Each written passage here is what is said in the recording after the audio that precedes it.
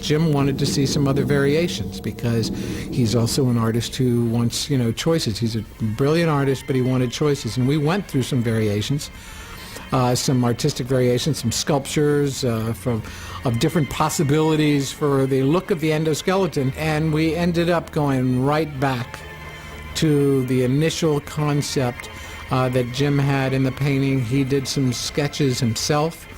And we started doing, detail work, and actually Jim became probably the most important artist in my studio.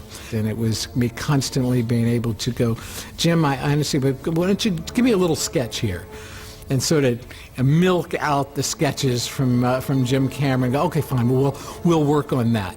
And then I could go over to the guys and say, we're done, we got it. Let's just, here's the body cavity, and here are the hips, and here's the shoulder.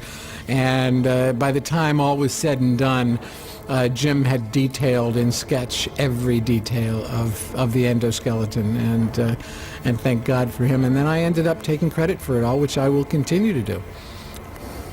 When we initially met with Stan, we felt that it might not be possible to get away with as much during principal photography as we ultimately were able to capture on film at that time.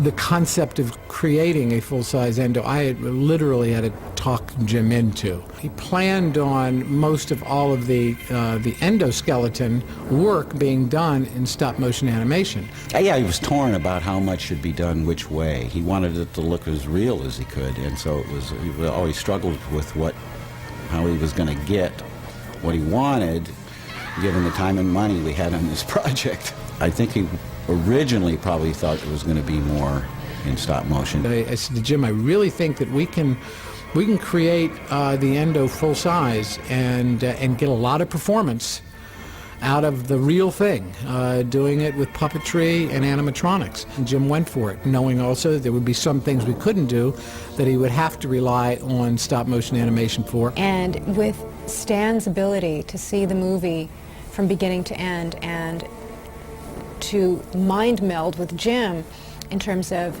the storyboards for each sequence, we realized that we could actually do a lot during production, but we had to be able to know in advance what those sequences would entail.